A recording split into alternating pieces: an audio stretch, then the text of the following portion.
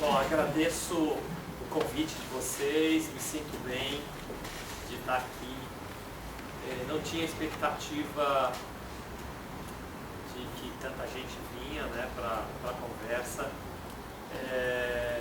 Tento entender quem é que está compondo a sala. Eu sei que tem professores do departamento, sei que tem profissionais de rede, mas eu sei que tem fundamentalmente também estudantes ou pessoal em formação, tá? E isso acaba me mobilizando porque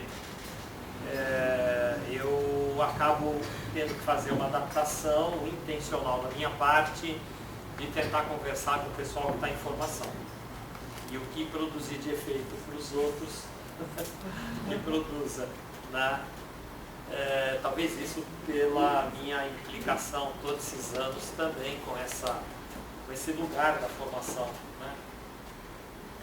Eu acho que esse tema do cuidado, assim como a Lorene colocou, esse tema da intenção de modificações, esses esforços não completados, eu acho que nunca vão ser completados, de fazer novos caminhos, né? Eu diria que nessas dezenas de anos que eu tenho envolvimento com os cursos de formação na saúde, isso é a tônica quase que sistemática, né? Raramente eu me lembraria de um período em que um ano que eu estive envolvido desde aluno até como docente se repetiu no ano seguinte, do ponto de vista da própria grade curricular, né? Isso tem algo que é interessante para observar. Talvez isso aí dê uma dica para nós sobre o chamado mundo do cuidado, né? Quando a gente se aproxima de algumas outras carreiras em formação, algumas outras profissões em formação, eu lembro de um professor que eu tive de química há muitos anos atrás, que ele usava uma ficha de anotação de curso, que eu acho que eram tão amarelas já, que ele usava por mais de 20 anos as mesmas fichas. E aquelas fichas orientavam ele a dar o curso. E eu fico sempre intrigado de que nós, no campo da saúde, teríamos muita dificuldade em fazer isso. E por quê, né? Por que será? Talvez porque as ondas de movimento do nosso campo, elas sejam muito mais intensas, né? A gente não vive situações de mar calmo neste processo. Talvez porque o nosso principal campo de existência, que é o mundo do cuidado, seja tão móvel que o tempo inteiro ele interroga que tipo de profissional mesmo nós já estávamos formando no ano passado. Isso me faz lembrar dois acontecimentos recentes que eu vou me pautar para abrir um pouco essa conversa sobre o tema do cuidado com vocês. Eu tenho várias coisas produzidas, então é óbvio que se eu começar, o Leandro falou que eu me pautar por uns 40 minutos, eu não tenho relógio, então alguém me orienta, né? Se eu estiver estourando muito, vou ficar olhando um pouco do João André ali. Mas, de uma certa maneira, se eu começar a andar por várias coisas que esse tema me toca, eu acho que 40 minutos eu vou aquecer, né? Então eu escolhi um caminho que me intrigou essa semana. Esse caminho que me intrigou essa semana, foi um lançamento de um livro e o outro foi uma reportagem destas revistas que existem no Brasil.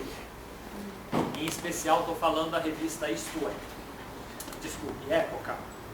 São tão parecidos que são muito... O livro é um livro recém-lançado, assinado por duas autoridades do país. Uma delas é o Adib Jatene, né? E o outro é o ministro da Saúde, o Padilha.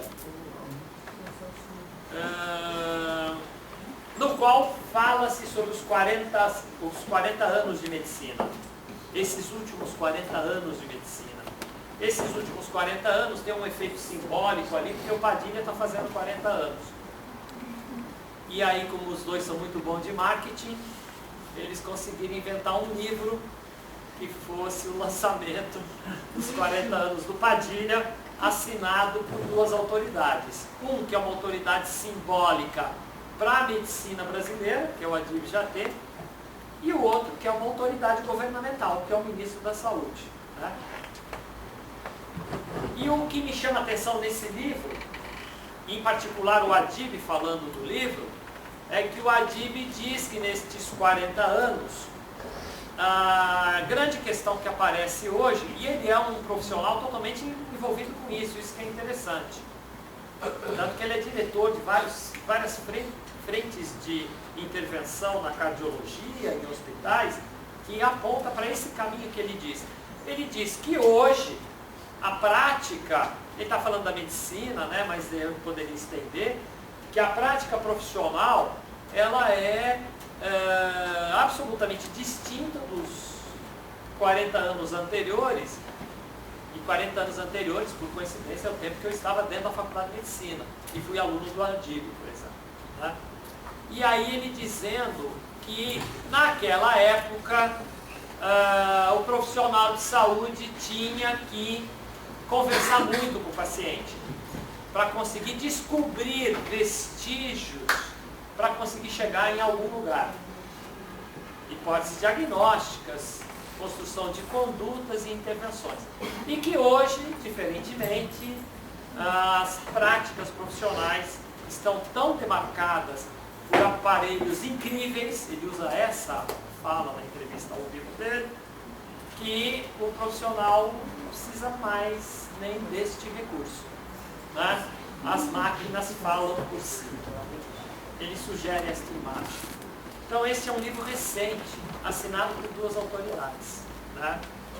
E o segundo evento que eu traria para vocês é um evento de uma reportagem da revista Isto É, que até alguns anos atrás, para mim da época, que até alguns anos atrás, o máximo de aproximação imaginária que eu tinha disso era de um filme chamado Blade Runner. Quem aqui não viu Blade Runner? Pode levantar a mão porque é geracional. Bastante. Aconselho. O filme Blade Runner tem várias coisas, eu vou ser completamente fora do relato do filme. Mas é um filme no qual há situações de convivência entre humanos e humanoides. Humanoides tão perfeitos que você não sabe se eles são humanos. E, portanto, o próprio coletivo de humanos constrói um mecanismo de vigilância para descobrir humanoides que estão passando o limite para humanos, o que tornaria-se um perigo para os humanos. Mas o que é interessante nesse filme é que os humanoides, que não são, eu estou chamando de humanoides e não de robôs, né? Eles eram tão perfeitos porque eles eram fabricados por órgãos, em fábricas de órgãos. Então o filme Blade Runner traz mais ou menos uma parte das muitas coisas interessantes, que era essa questão. Havia já naquela sociedade que eles estão relatando, fábrica de órgãos, fábrica que fabricava olho, fábrica que fabricava coração, fábrica que fabricava pele. Qual é a reportagem da revista Época? A reportagem da revista Época desta semana passada, ou desta semana, acho que é desta, mostrando, e aí eu fiquei absolutamente tentando entender, a existência de uma impressora 3D que é alimentada por célula e fabrica pele.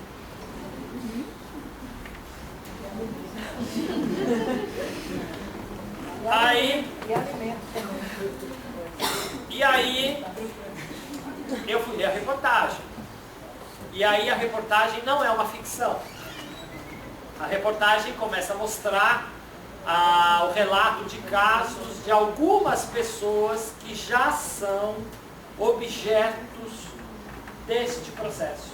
Então, por exemplo, um relato de 4 ou 5 já que se fabricou traqueias específicas a partir da célula-tronco desse mesmo indivíduo e se implantou essa, entre aspas, que aí tem que mudar o conceito, essa prótese, que é essa traqueia fabricada a partir da célula dele mesmo, e que é uma traqueia, perfeita traqueia. E os caras estão lá 8 meses já com a sua traqueia, que não era a sua traqueia. E aí eles vão falando de várias coisas. Aí eles vão falando da fabricação da pele, vão falando da fabricação de traqueia, vão falando da fabricação da uretra e vão dando casos. Isso para dizer que recentemente uma jovem pesquisadora de traços completamente orientais, mas no qual a legenda diz que é uma pesquisadora americana, acabou de fabricar um fígado. E aí eu lembrei do Blade Runner. Tá? E aí eu fiquei com todas as coisas que eu associei entre o livro do Adib e do Padilha e esta situação. Que eu não confundo com a situação da medicina. Isto não é um tema da medicina. Este é um tema da produção da saúde. Esse é um tema do mundo do cuidado.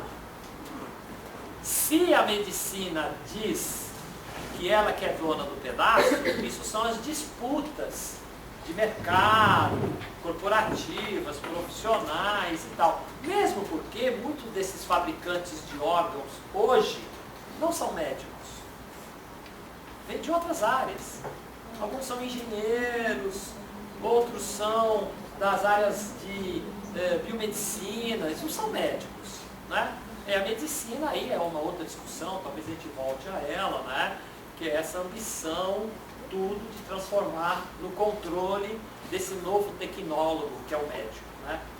Que eu chamo de tecnólogo, que vocês vão entender por quê. E aí isso me mobiliza.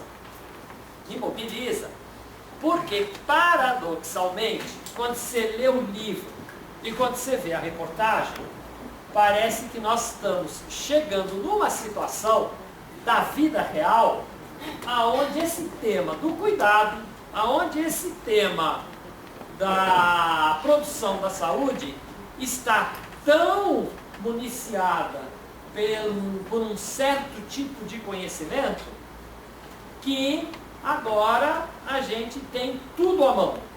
Porque esta promessa de que o conhecimento iria municiar a possibilidade da gente produzir a saúde é uma promessa desde o começo. Ou seja, desde o começo das profissões da saúde, essa promessa está inscrita aí, não é? De que em algum momento o conhecimento iria ser de tal ordem que ele daria conta de resolver todo o tema da produção da saúde, toda a construção das práticas de cuidado. Então, quando eu leio o Adib falando, quando eu vejo essas impressoras de fabricação de órgãos, e que também fabricam alimentos, e que também fabricam milhares de coisas, né? Eu rapidamente saio mobilizando na minha cabeça, na minha experiência cotidiana, os paradoxos que mais ou menos nos mostram que a coisa, infelizmente, eu diria, não é tão simples assim. É óbvio que eu gostaria que fosse isso. Óbvio, não é?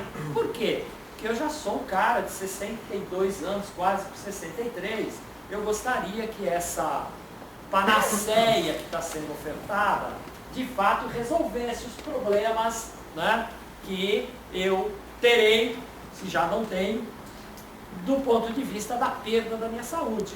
E aí eu poderia ir numa tipografia e falar aí, imprime aí um pedacinho de mim, não é?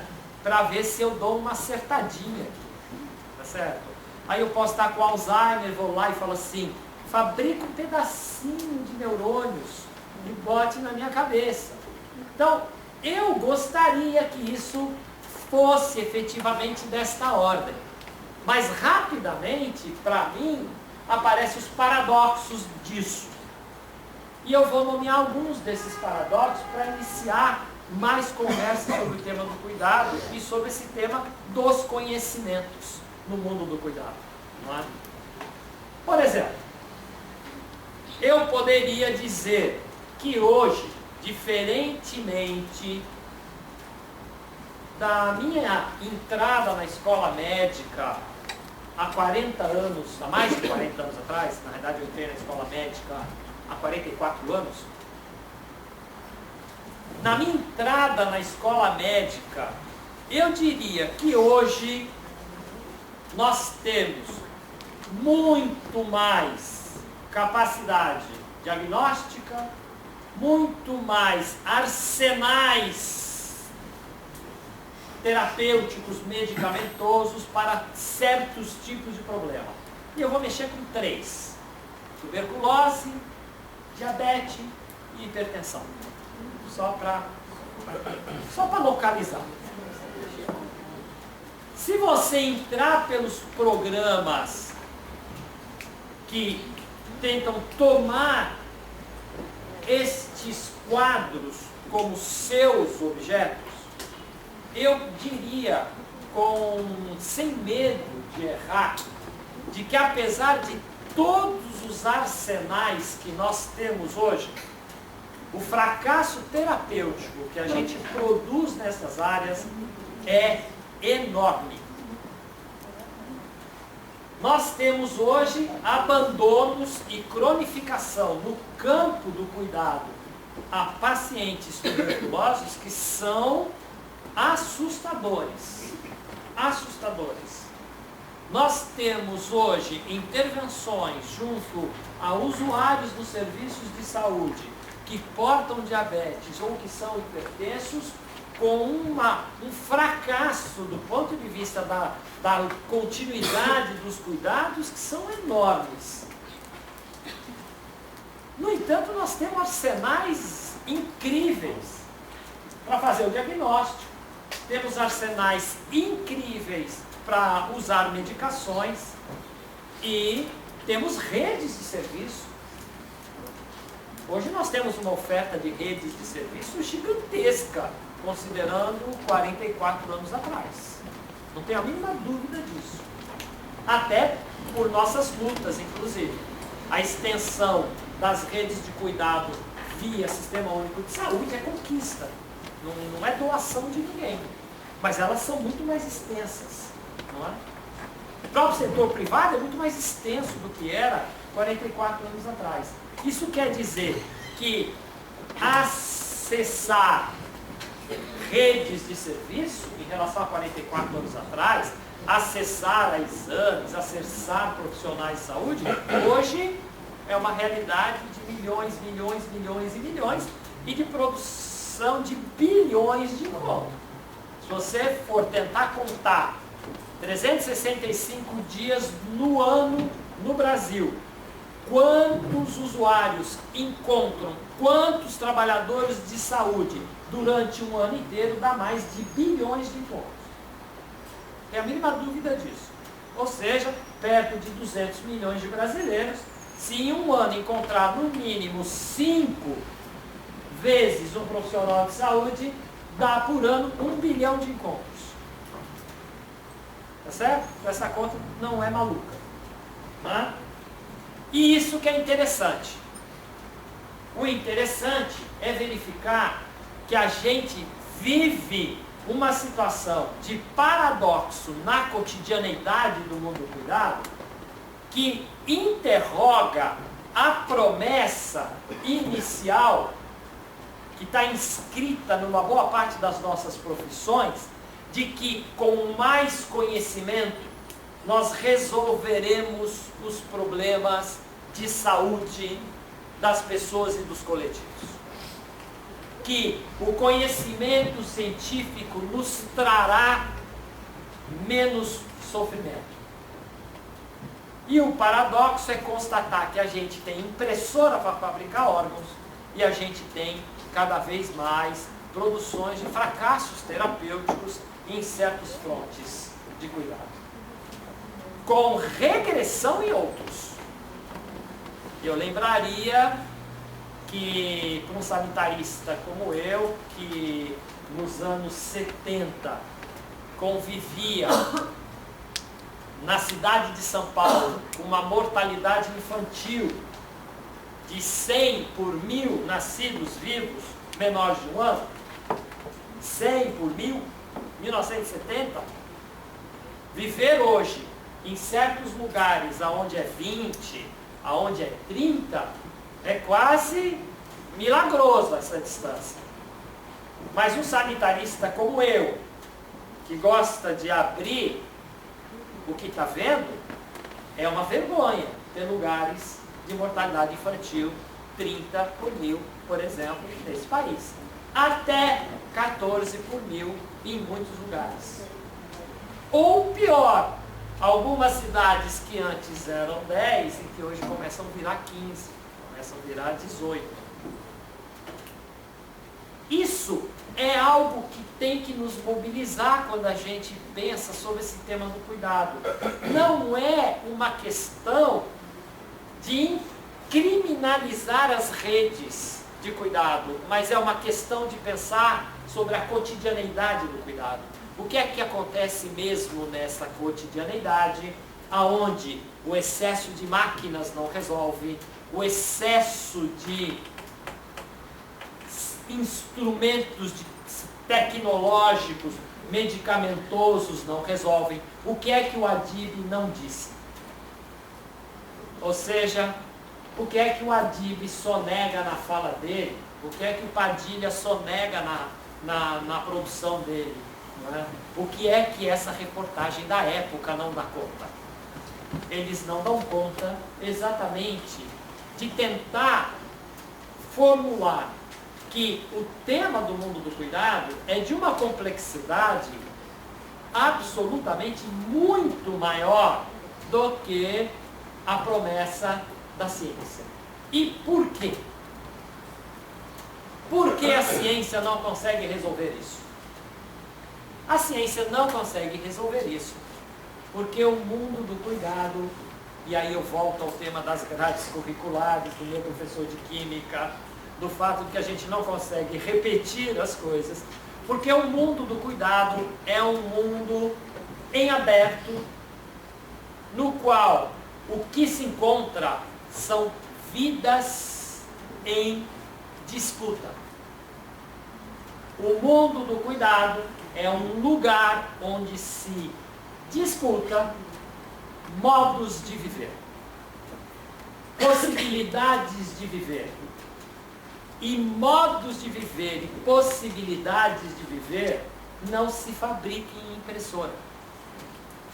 Se fabrica no cotidiano dos encontros da vida. E isso é absolutamente relevante porque ele traz para mim que é impossível a gente chegar perto do mundo do cuidado se a gente não entender um pouquinho aquilo que eu chamo de a micropolítica dos encontros, dentro do qual operam muitas possibilidades de verdades. E eu vou ilustrar a partir de uma situação que é uma situação, eu poderia pegar vários exemplos que eu vivenciei, mas eu vou pegar um exemplo. Vou pegar um exemplo de uma pesquisa recente, da qual que eu coordenei, feita muito recentemente, que é para o campo da saúde mental, mas que Eu só vou ilustrar por ela, porque depois eu vou entrar por outros que não é da saúde mental. Mas é que ela é muito forte. Estávamos pesquisando a história de um indivíduo de 70 anos, que tinha passado dos 70 anos, 40 presos no manicômio. Dos 30 anos dele fora do manicômio, ele tinha 18 antes e 12 depois. Esses 12 depois era uma situação de redes de cuidado na qual eu estou muito inserido. Então eu conheço e acompanho essa situação. E nessa investigação a gente encontra, na nossa pesquisa a gente chama ele de Joaquim, a gente encontra o Joaquim e sai pesquisando as histórias do Joaquim. O que tinha acontecido com ele, o que não tinha acontecido com ele, como é que eram as coisas, por que ele foi para o manicômio, por que não foi. E a gente vai lá e descobre uma certa situação familiar quando ele tinha lá seus 9, 10 anos. 9, 10 anos ele já era esquisito, segundo a fala do irmão. Não que ele era agressivo, mas ele era um pouco diferente dos outros. Mas trabalhava, vivia na família, vivia na roça, andava a cavalo. E aí o irmão relata que ele, com 9 anos, cai do cavalo e bate a cabeça. Só que ele já era esquisito antes. A família, e eu diria aí, a mãe, diante dessa situação, produz uma teoria. Produz a seguinte teoria: meu filho Joaquim caiu do cavalo e bateu a cabeça. Por isso ele é esquisito. A partir desta teoria, a mãe constrói as suas relações com o filho. E enquanto ela é viva, o Joaquim nunca é internado. Depois que ela morre, ele é internado. Por que eu estou contando essa história? Não me interessa cientificamente se é verdade que a queda do cavalo fez o Joaquim ficar esquisito ou não ficar esquisito. O que me interessa é que, na teoria da mãe, tem um efeito de verdade nessa história. Então esse é um conceito que eu produzo, efeito de verdade. Há um efeito de verdade. E esse efeito de verdade é tão verdadeiro que ela produz a vida dela em função dele. Não sei se vocês estão entendendo o que eu estou colocando. Eu poderia, como um cientista, ir lá, eu vou fazer uma hipótese que eu não acredito, mas eu vou fazer. Pesquiso lá os cromossomos do Joaquim e digo assim: não, minha senhora, seu filho é esquisito porque ele caiu do cavalo. Ele é esquisito porque ele tem um problema genético. E aquela mulher poderia entender ou não o que eu estaria falando. Não é? Suponha que o que eu estou falando também é verdadeiro. O que acontece no meu encontro com essa mãe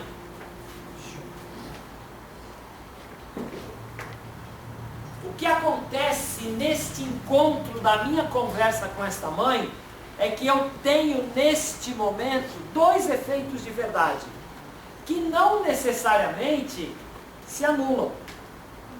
Eu estou falando verdade, por exemplo. Olha, isso é um problema genético. Mas a mãe também está falando verdade. A verdade não é uma inscrição da ciência. A verdade é uma inscrição na ação. Isso quer dizer que eu tenho efeitos de verdade nos modos de produzir a ação. E não na demonstração experimental de certas questões. Por que eu estou contando essa historinha? Porque isso faz toda a diferença no mundo do cuidado. No mundo do cuidado, se eu não conseguir perceber que o outro que se apresenta no mundo do cuidado é tão recheado de teorias quanto eu que me apresento no mundo do cuidado, eu não consigo compreender os encontros dos efeitos de verdade. E o que acontece? O que acontece é as disputas pelos efeitos de verdade que não encontram possibilidades de conversação. Isso quer dizer que quando nós estamos, e aí agora eu pulo, porque eu usei esse só para ilustrar um pouco essa questão, quando a gente encontra os paradoxos de um fracasso terapêutico em alguém que se diagnosticou tuberculose pulmonar sobre todos os critérios possíveis, todos os critérios clínicos e laboratoriais são certeiros. Fulano tem uma tuberculose pulmonar ativa. E quando eu conduzo perante ele vários mecanismos relacionais, no qual eu não permito que a existência dele e os efeitos de verdade que ele tem no seu existir apareçam e disputem este encontro nas práticas de cuidado, eu posso estar gerando nele exatamente o que eu não queria: a resistência à própria oferta do que a gente tem a dar no mundo do cuidado. Este tipo de processo é um processo absolutamente comum na cotidianeidade. E ele é mais evidente quanto mais se transforma o outro em objeto da intervenção. Quanto mais se opera no outro a partir de certos saberes. Eles não gostaram. Eu sei.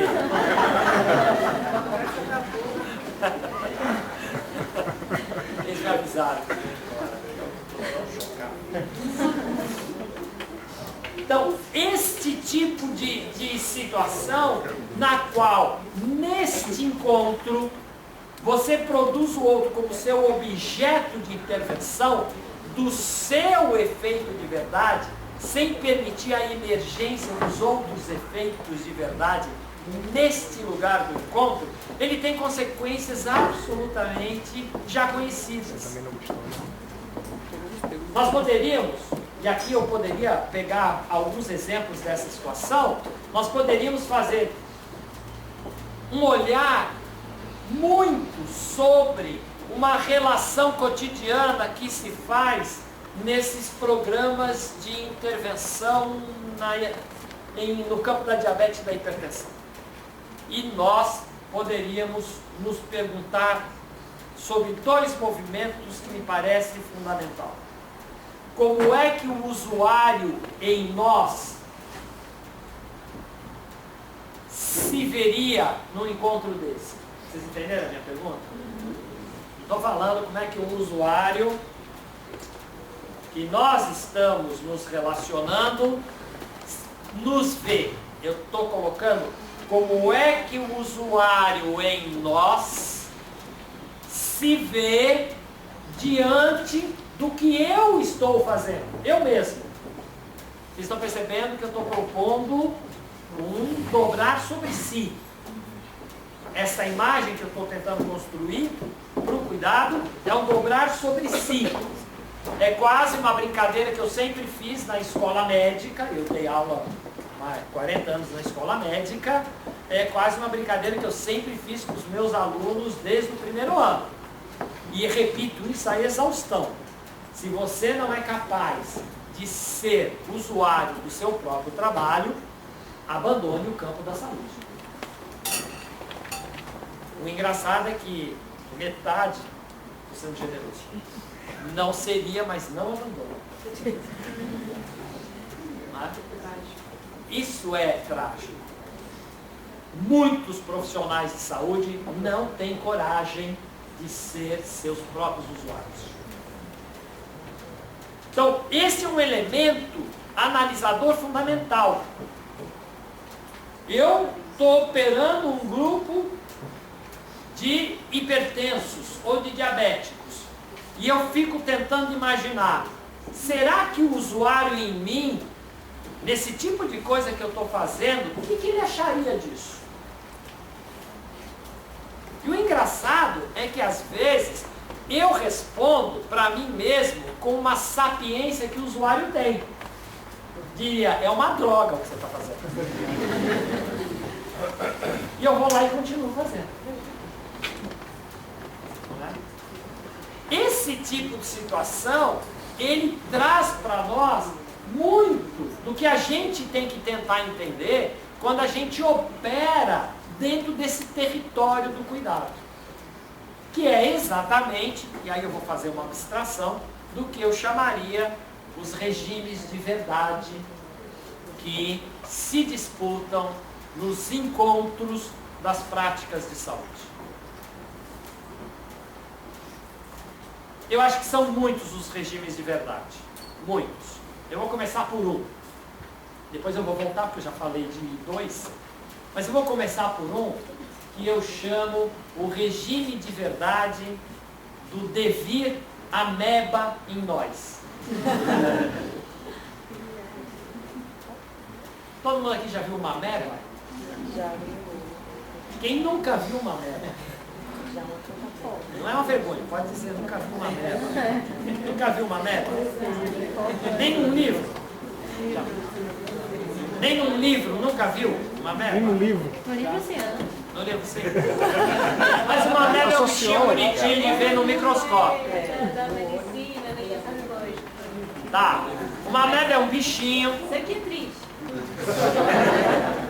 Ele é um bichinho unicelular, então é uma célula só, que se movimenta, e ele tem um movimento que a gente chama de por pseudópodes. Então ele é uma célula que tem muito movimento. E a gente usa uma palavra grega muito interessante para falar dessa situação da ameba, que é a palavra autopoiese. A ameba tem uma propriedade de autopoiese no seu movimento. O que quer dizer a palavra autopoiese? Já que nós vamos falar em poesia depois aqui. O que quer dizer autopoiese? Capacidade de se auto-recriar. Autoproduzir. Auto-recriar. É. Poiese é ligado à produção. Produção. Tá certo? Não é produção de fábrica. Não é? Produção. A vida em produção é uma poiese. Né? Produção de sentidos. A poesia, por exemplo, é uma forma de construção textual que nos abre para sentidos não consolidados. Então, por exemplo, a composição poética, ela nos convida a se experimentar singularmente. Alguém vai fazer uma poesia aqui, nós aqui em, sei lá, 60 pessoas que estão aqui na sala, não sei se é isso, teremos 60 escutas. Poiese é ligada a essa ideia da produção. Autopoiese quer dizer produzir a si mesmo. Por que a ameba é chamada de autopoética? Porque a ameba ela faz esse movimento, ela faz os pseudópodes e parece que ela vai desmanchar, parece que ela vai sumir, e na realidade ela se refabrica o tempo inteiro em movimento. Então a ameba tem uma coisa interessante na expressão dela. Ela é um ser vivo, como nós, que se movimenta, se modifica no movimento e se autoproduz em movimento. Dá para vocês perceberem que nós somos ameba também? Deu para entender a ideia da ameba em nós? Nós somos puras amebas. Nós temos um devir ameba em nós. A gente se movimenta o tempo inteiro. O tempo inteiro a gente é vida em produção. Essa vida em produção, o tempo inteiro, ela é um desarranjo e arranjo. E a gente é de tal maneira em autoprodução, num lugar que já é dado, de que a gente vive essa tensão o tempo inteiro. A tensão que um poeta, então eu vou falar poesia antes de quem vai falar poesia. A tensão que um poeta chamado Manuel de Barros traz numa das suas poesias, que é bem forte, olhando sobre essa lógica do devir ameba em nós. Ele diz assim, numa certa altura de uma das suas poesias: repetir, repetir, repetir, até ser diferente. Isso é poético. Isso é o devir ameba. Que é tão interessante, porque quer dizer o seguinte: o movimento da produção da vida, que é onde nós estamos implicados, porque nós somos movimentos de produção da vida o tempo inteiro, cada um de nós, ele é um processo de produção da diferença nas repetições. Tanto que não é uma produção só da diferença minha com Humberto, mas é uma produção da diferença imanentemente em mim. Eu não sou uma repetição ad eternum de mim mesmo. Eu não tenho uma identidade permanente a se repetir. Eu sou muito diferente de muitos que já fui. O que alivia muito, eu também brinco disso, do ponto de vista terapêutico. Porque você não é tão louco assim, ao se reconhecer muitos. Essa ideia do devir ameba é algo importante da gente ter que reconhecer. No processo de produção da vida, o devir ameba opera o tempo inteiro, instituindo mecanismos de produção de diferenças na repetição. Isso quer dizer que a todo instante, nos processos de encontro, e aí a ameba é exemplar, porque ela está no movimento exatamente de lançar os seus pseudópodes, e a ameba, ela tem que ser muito inteligente, porque se ela não tiver domínio, do ponto de vista do conhecimento, onde ela está fazendo aquele movimento, como aquele movimento se opera, o que é que ela apreende do meio, a ameba não existe no passo seguinte, ela é eliminada. Repara, eu estou falando de uma ameba inteligente. Eu estou falando que a ameba conhece. E se vocês forem procurar o cérebro dela, vocês não vão encontrar igual ao nosso. Então eu estou brincando de uma coisa que para nós humanos é quase uma aversão, de que uma ameba produz conhecimento. E ela tem que produzir conhecimento de tal ordem sofisticado, porque ela convive em ambientes dos mais variados tipos. Se ela não conseguir produzir essa capacidade comunicativa dela com o meio onde ela está, ela não vive, ela morre. Isso quer dizer que o devir ameba mobiliza um tipo de efeito de verdade que não passa por aquilo que nós chamamos razão. Passa pelas afecções. Eu estou usando a ameba porque é mesmo a ameba em nós. Ou seja, nós produzimos movimentos de vida que não são pensados, que são conectados, mas não são pensados. Isso a gente chama de afecção. Então, quando eu me encontro aqui com o Humberto, pode ser fisicamente ou no olhar, ou qualquer coisa que expresse o encontro, esse mecanismo é um mecanismo de afecção. Essa afecção produz efeitos em quem está nesse encontro. E estes efeitos não passam pelo cérebro. São modos de conhecimento que passam pela corporeidade, que nem na ameba. Então esse devir ameba em nós, ele é muito interessante. Tem um filósofo chamado Spinoza que dizia muito sobre isso. E ele dizia, e eu só vou repetir a parte mais doce do que ele dizia, de que os corpos, sem falar nada, sentem empatias e antipatias. Os corpos sabem. Este é um regime de verdade que um professor de química, que tem a fichinha para dar aula há 20 anos, não precisa levar em consideração.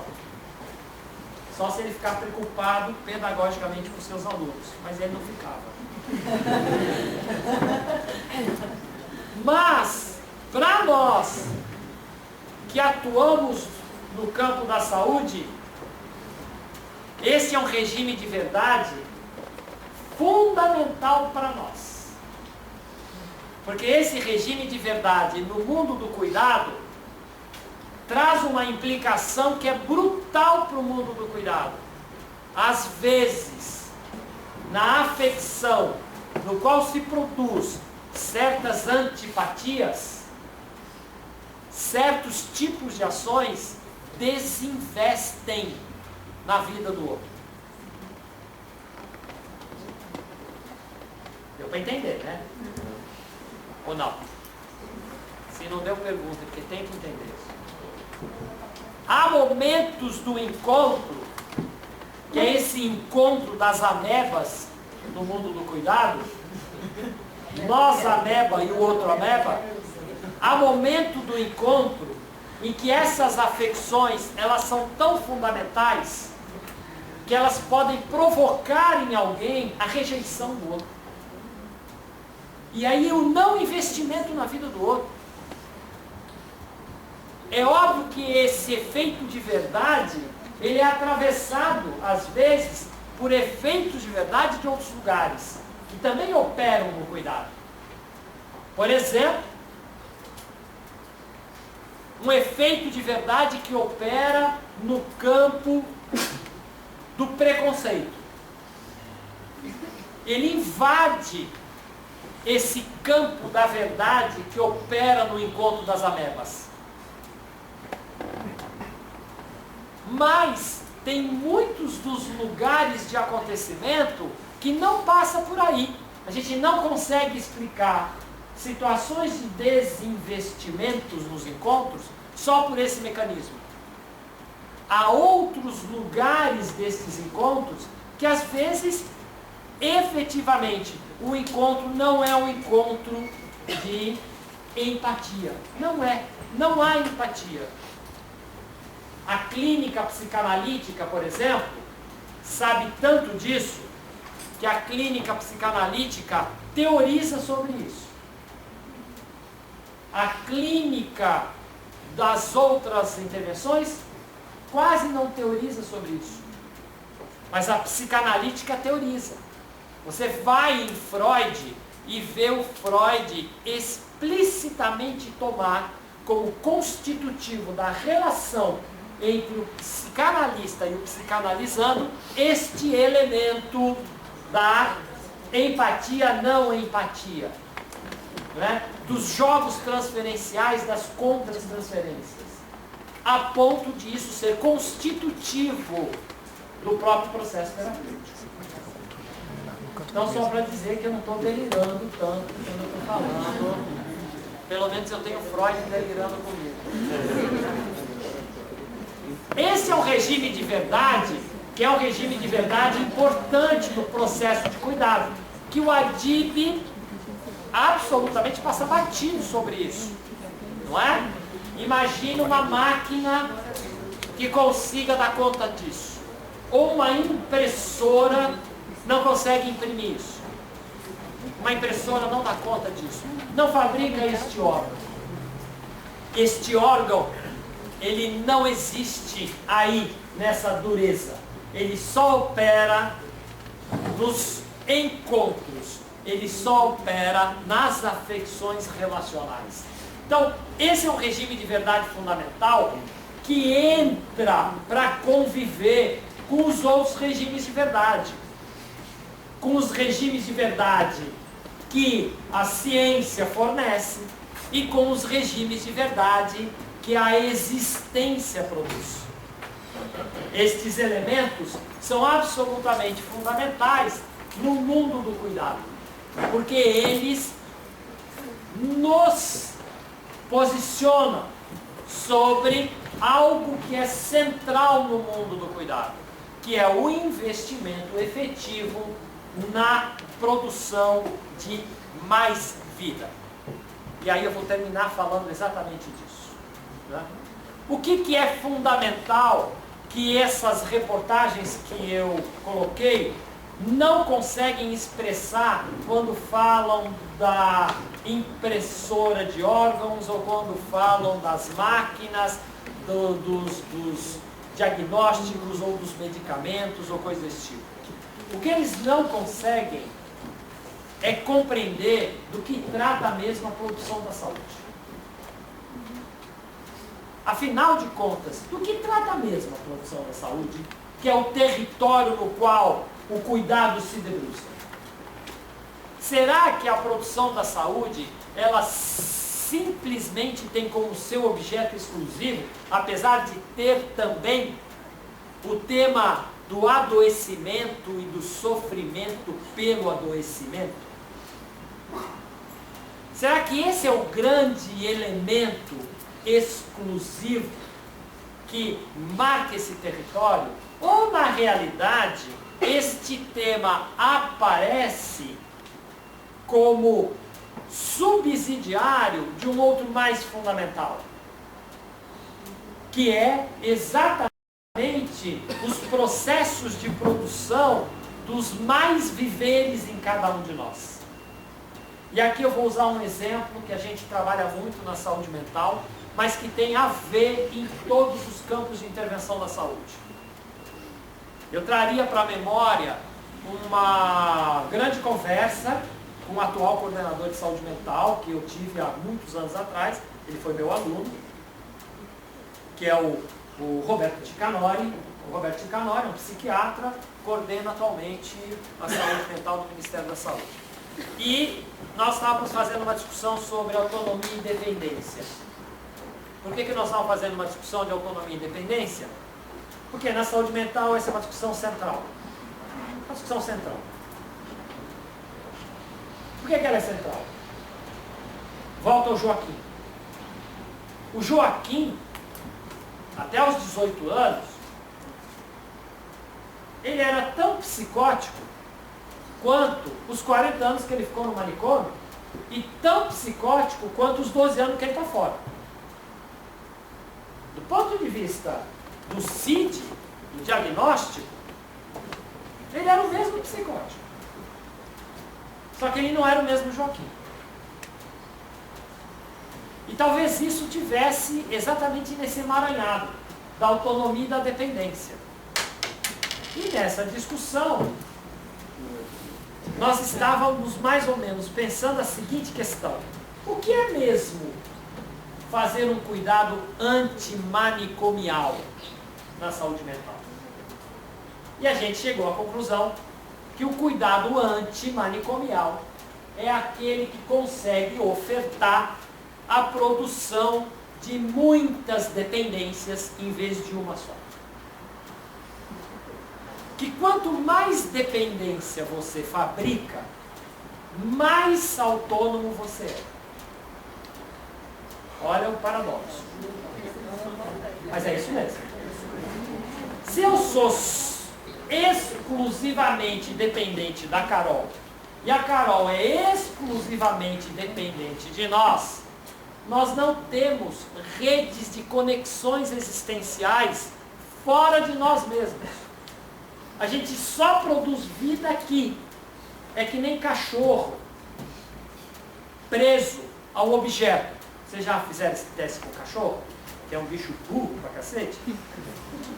Desculpa, eu sei que vocês gostam de cachorro. Você bota uma grade sem saída, com saída. Bota uma grade com saída. Só uma grade aqui. E põe uma carne para lá da grade. O que vocês acham que o cachorro vai fazer? Ele vai ficar preso no objeto. Vai tentar arrastar a grade para pegar a carne. Se fosse orangutanga, ele pularia, faria outros mecanismos. O cachorro, pelo menos a maioria, a não ser o de vocês que não devem, vai ficar preso na grade. Ele é capturado pelo objeto. O grau de dependência dele é de tal ordem pelo objeto que ele não faz mais nenhuma conexão lateral. Ele para ali.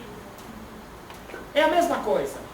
Quando eu construo um mecanismo de cuidado para poucas redes de conexão, eu produzo dependência e nenhuma autonomia.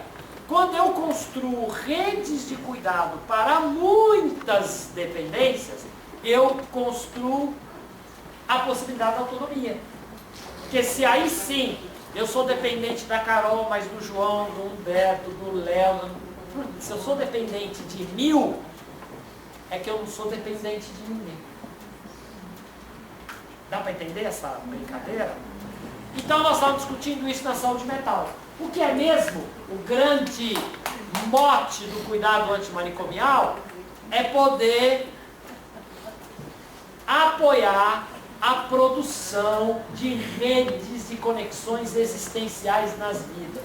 Porque aí eu produzo mais vida na vida e não morte na vida. E esse é o problema do manicômio. O problema do manicômio não é porque tem parede ou porque não sei o que. É também, mas não é só por causa disso. É porque o manicômio interdita a produção das redes de conexões existenciais. E aí ele não precisa ser no hospital manicomial. Ele pode acontecer dentro de uma casa.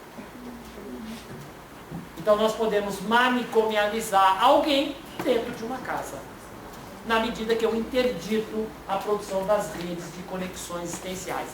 Eu estou pegando isso para dizer do que a gente trata mesmo no campo do cuidado. A gente trata da produção e enriquecimento das redes de conexões existenciais. E não da estabilização da PA da Dona Maria hipertensa. A estabilização da PA da Dona Maria hipertensa só será interessante se for um dispositivo para isso. E o interessante é, quanto menos isso é claro para nós, mais fracassos terapêuticos a gente produz. Acabei.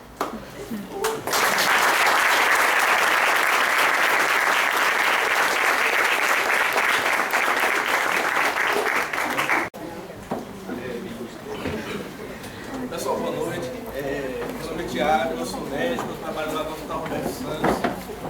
Eu queria agradecer a Emerson e parabenizar pela palestra e pelo debate, né? Dizer que cada vez que a gente que trabalha no hospital participa de eventos como esse, ou lê os seus textos, a gente se revigora para que no dia a dia a gente esteja trabalhando o tema do cuidado, né? E aí, assim, uma pergunta que ficou sempre aqui na minha cabeça foi assim: como que a gente faz para não ser o cachorro e ser a ameba melhor amigo do homem?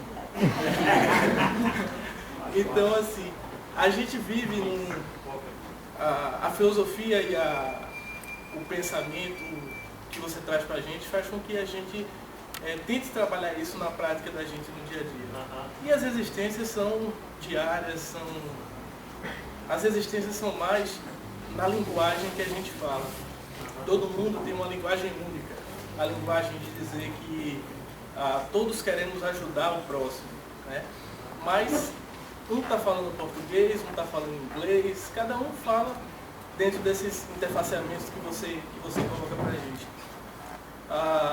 Na verdade, quem está nos cargos de gestão, de liderança, são verdadeiros pessoas que resolvem conflitos no dia a dia, né? Como que a gente faz para no dia a dia não ficar se perdendo na resolução de conflitos e fazer com que as pessoas comprem a nossa bandeira da produção do cuidado? Não é forma, não tem como, mas Não, deixa deixa eu responder por forma. Eu acho que eu vou abrir. Pode ser. Pode, apesar que essa pergunta vai.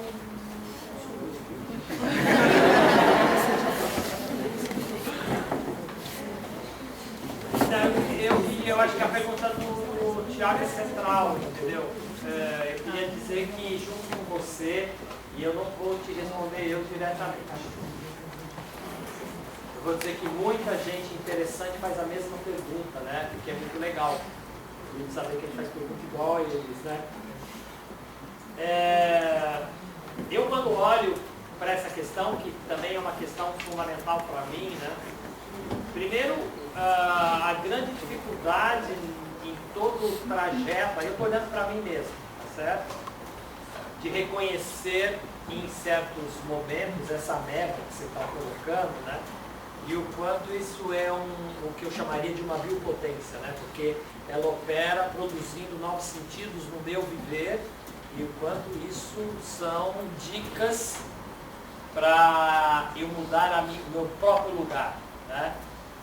Eu acho que no mundo do cuidado a gente tem uma questão que é muito interrogativa, que vale a pena a gente se debruçar sobre ela, que eu não fiz a minha intervenção por esse caminho, mas é um caminho que eu uso muito, que é o que é que a gente faz no cotidiano com o nosso trabalho vivo em ato, né? Nosso trabalho vivo, em ação, ali no encontro com o outro, o que a gente faz com ele, né? Como é que a gente interroga ele? Como é que a gente olha para ele sistematicamente na hora que a gente está agindo? Isso é um campo de muita preocupação minha e de vários outros, que é o de tentar desenvolver até instrumentos que nos auxiliem a produzir essa capacidade da gente olhar sobre a nossa própria ação, né? Mas eu não tenho intenção de entrar por aí. Eu tenho intenção em pensar que essa pergunta é igualzinha, do jeitinho que você fez, que alguns filósofos também fizeram, tá? Eu lembraria aqui de um deles, que eu gosto muito, talvez seja o filósofo mais encontrável em banca de revista, que é o Nietzsche. Que qualquer um compra aqueles livrinhos de bolso sobre Nietzsche, né? E livrinhos do Nietzsche. O difícil é dar conta do que ele está dizendo. Mas tem uma grande discussão que o Nietzsche traz sobre isso, quando ele coloca que a grande questão que a gente deve se posicionar, e eu vou usar a palavra que ele usa não em alemão, mas a traduzida para o português, em alemão não saberia dizer, que é o que ele chama de transvalorar os valores. Na realidade é um debate que o Nietzsche tem sobre o tema da moral, ele tem várias obras sobre isso, eu citaria duas obras importantes nisso, uma obra chamada Genealogia da Moral e a outra chamada Gaia Ciência. São dois livros importantes do Nietzsche sob esse ponto de vista, no qual ele coloca o tema da transvaloração do valor. O que é que o Nietzsche está dizendo? O Nietzsche diz o seguinte: não há ninguém que não seja produtor e portador de valores. E ele coloca essa palavra que ele cria, transvalorar o valor, que é um convite que ele faz, e aí ele faz o exercício disso em várias circunstâncias da obra dele, que é um convite que ele faz de você submeter a interpretações, as suas próprias interpretações.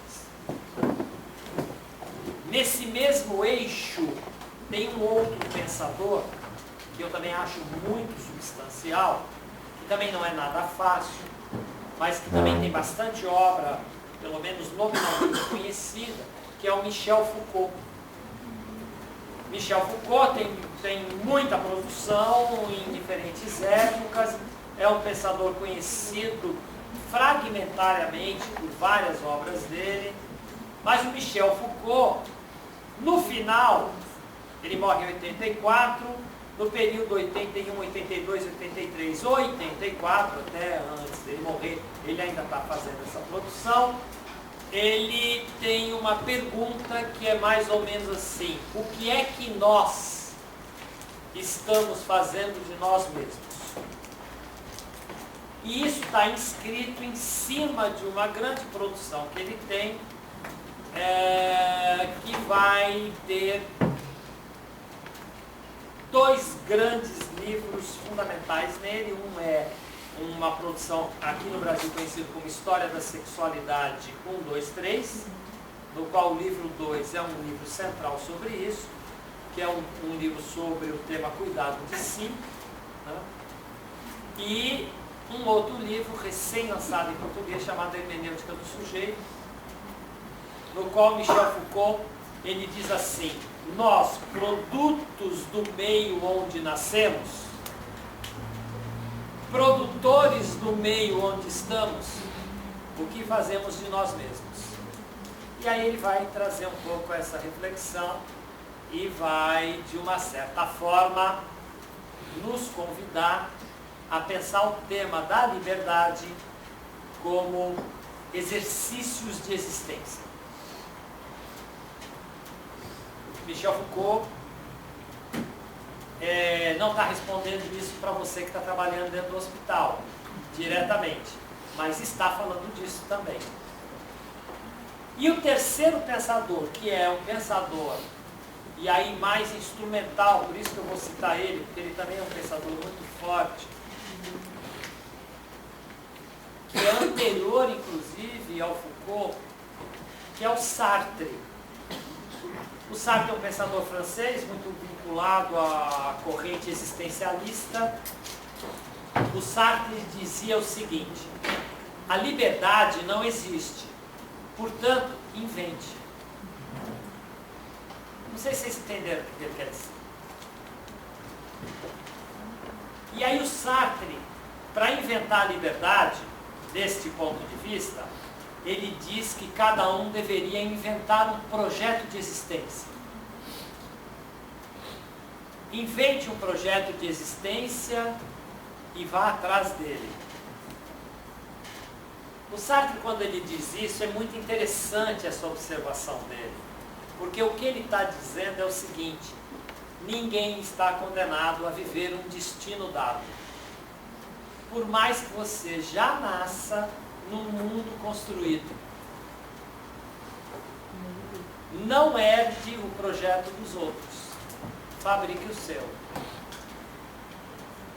Óbvio que aí tem um ranço sartriano, que é um ranço individual do próprio existencialismo. Então eu cito ele apontando isso. Eu gosto mais dos outros dois. Mas o que eu acho que é muito rico no Sartre é ele dizer que se uma coisa não existe, ela deve ser inventada. E eu diria para você, o que eu acho que é interessante no cotidiano do mundo do trabalho, é que você pode recusar coisas. Em especial no mundo da saúde. Eu vou dar um exemplo. Um exemplo ruim, mas eu vou dar. Se você pegar a nossa categoria profissional, os médicos, nós médicos no cotidiano do trabalho somos o exemplo de como a gente tem liberdade para fazer coisa ruim. Não é verdade? Por paradoxo, a gente tem liberdade de fazer coisa legal. Por quê? Porque se você visitar o cotidiano da prática profissional do médico, e óbvio que eu estou falando de todos os profissionais de saúde, não estou falando só do médico. Estou falando do médico porque eu estou prestando conta da minha categoria profissional. Mas todas as categorias profissionais fazem isso. O cotidiano do cuidado, ele é diferente de uma fábrica de automóvel. Você exerce um espaço de liberdade para fazer coisas que em outros processos produtivos você não consegue. Tem alguns pensadores que dizem que tem 3 campos no qual você tem um exercício de liberdade que outros processos produtivos não permitem, que é o campo da política, o campo da educação e o campo da saúde. Esse pensador chama-se Castoriadis. Ele tem um texto onde ele diz isso. E isso é interessante de observar, porque eu também acho isso. Repara, eu comecei uma atividade aqui com vocês, há 1 hora e pouco atrás. Eu tinha um eixo de abordagem que eu pensei, mas eu não segui um script produtivo da minha relação com vocês que eu previ. Aliás, está tudo previsto no computador, eu não segui nada. Só algumas ideias. O que é que aconteceu aqui? Foi um processo produtivo em ato, no qual eu procurei ir construindo uma reflexão viva com vocês, inclusive de um material que eu li hoje e que ficou na minha cabeça e que eu trouxe para vocês. Um dos 2 que eu comecei, eu li hoje, não é? Fui surpreendido hoje por esse material e tentei tirar da minha indignação com ele uma reflexão disso. O que eu estou querendo dizer com isso?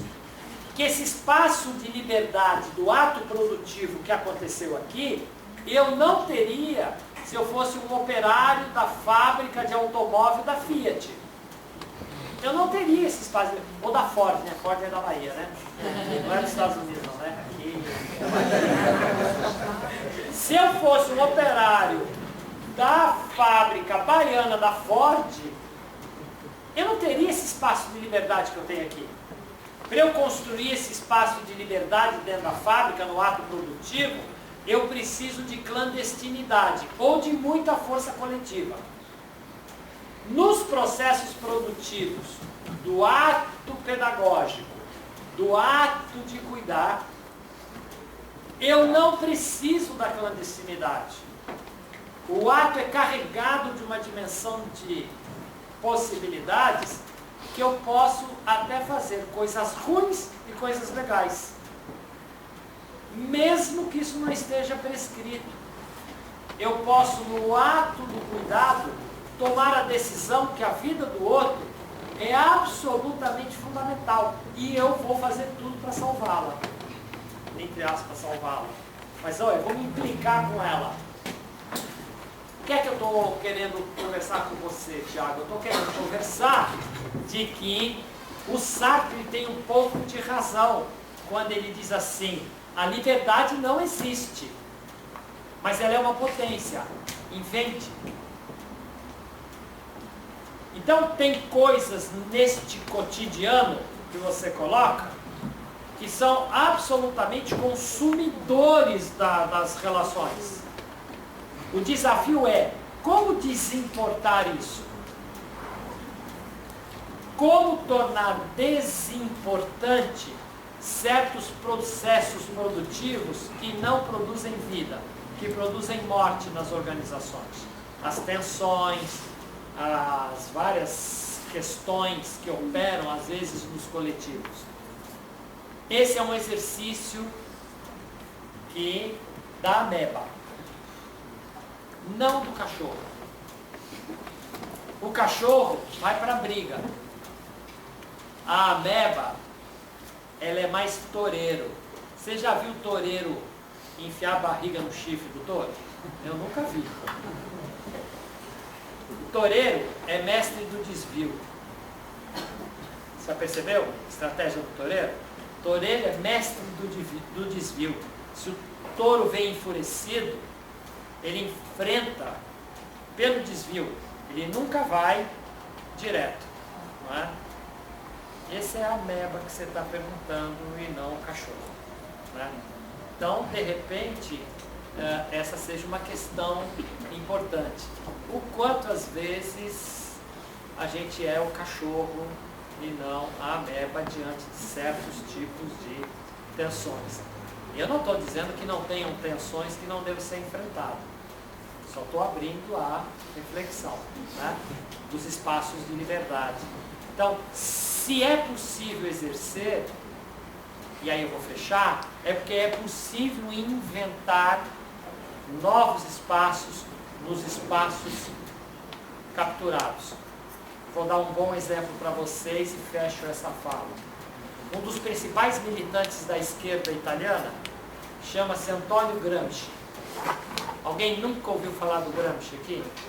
Pode levantar a mão. Não? Tá bom. Gramsci era um militante do partido, aliás, mais que militante. Gramsci foi fundador do Partido Comunista Italiano na década de 20 do século passado.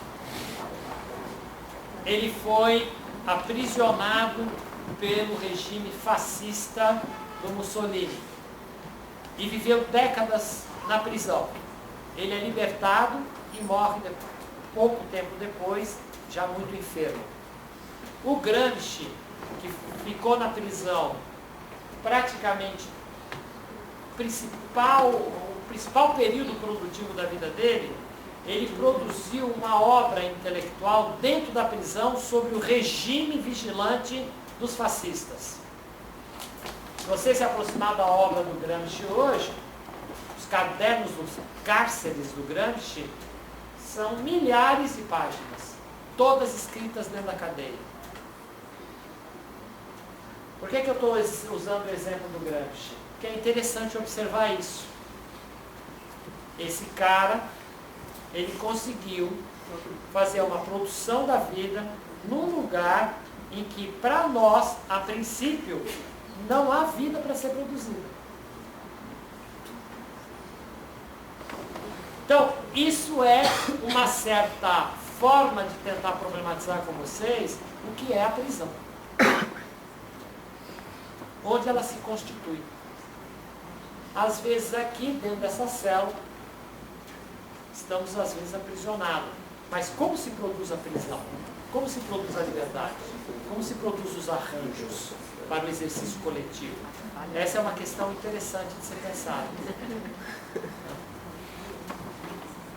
Eu ia citar o Arthur Bispo do Rosário.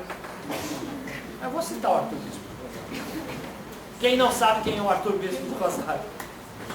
Esse eu acho que tem mais gente que não sabe. O resto sabe? Todo mundo sabe quem é o Arthur Bispo do Rosário? Bom, pequena amostra do Arthur Bispo do Rosário, que é tão inquietante quanto o Gramsci. O Arthur Bispo do Rosário, só para vocês terem uma ideia, vocês lembram que o Brasil fez 500 anos, né? Que nós somos descobertos. Vocês lembram que teve uma grande exposição mundial das obras artísticas do Brasil, na França e em algumas regiões do Brasil. Não foram em todas. A exposição chamada Brasil 500 anos. Eu não sei quem aqui visitou isso. Eu visitei. Lá tinham obras artísticas de memória do Brasil 500 anos, desde o descobrimento até os 500 anos. Então nós tínhamos lá quadro fotos do Verger, tá certo? Isso aqui, essa minha camiseta são fotos do Verger, né?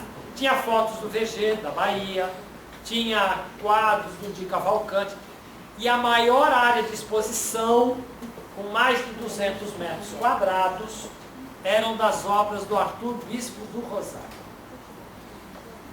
Quem era Arthur Bispo do Rosário? Arthur Bispo do Rosário, com 18 anos, foi preso pelado numa praia do Rio de Janeiro. Delirando, dentro da água e correndo pela areia. Isso mais ou menos década de 20 e 30. ele é capturado e enfiado dentro de um manicômio. E vive até a morte dele dentro de um manicômio. Reparem, estou falando de um cara que ficou manicomializado à vida. E é o cara que tinha a maior área de exposição de obra no Brasil 500 anos. Paradoxo esse. O Arthur Bispo do Rosário, ele era tão delirante, que o manicômio para ele não existia.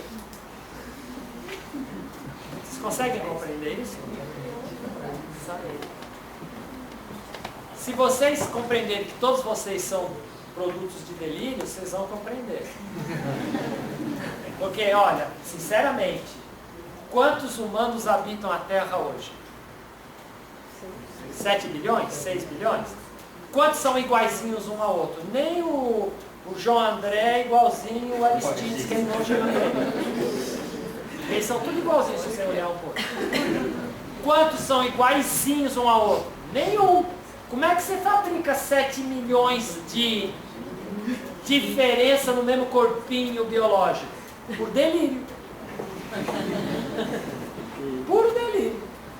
Cada um de nós é um delirante. Só que o Arthur Bispo do Rosário era um delirante sem nenhum tipo de alter ego. Então ele não tinha essa lógica. Ele era um psicótico que eu chamo de louco, muito louco. Né? Ele dentro de uma cela, ele vivia o delírio dele. E o delírio dele tinha uma coisa fantástica no delírio dele, que era a construção de um ritual de preparação, de passagem.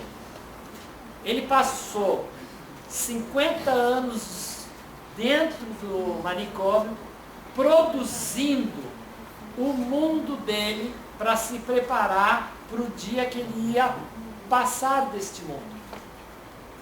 Se você vê o que esse cara produziu, ele produziu um mundo. Então, a cela dentro do manicômio, não era uma cela. É que nem a aranha fabricando teia. Você já percebeu? A aranha fabricando teia? Aquele é o mundo da aranha. Ela fabrica o mundo dela. Né?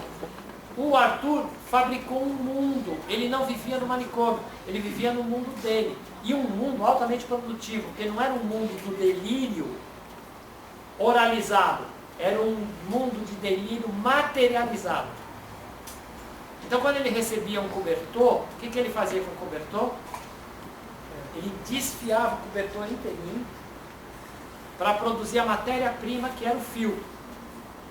Depois ele tecia os objetos dele. Vocês não imaginam o que ele produzia de objeto. Para merecer a exposição que eu falei para vocês, dá para vocês imaginar o que ele não fazia com isso. Né? Então ele produziu uma infinidade enorme de objetos de arte, além de ser um cara genial. Não é? Então ele é o cara que dizia que louco é que nem o beija-flor, ele fica parado 2 metros acima do piso. Você acha que esse cara é muito louco? Esse cara é genial. Né? Por que eu estou colocando isso? Porque esse é um conceito de prisão, percebe? Eu a priori olho e falo assim, o Arthur Bispo do Rosário está preso. E o cara está produzindo vida. E eu não estou no manicômio e não estou produzindo vida. Então, ao modo do Sartre, meu convite final para você é: delire, Tiago.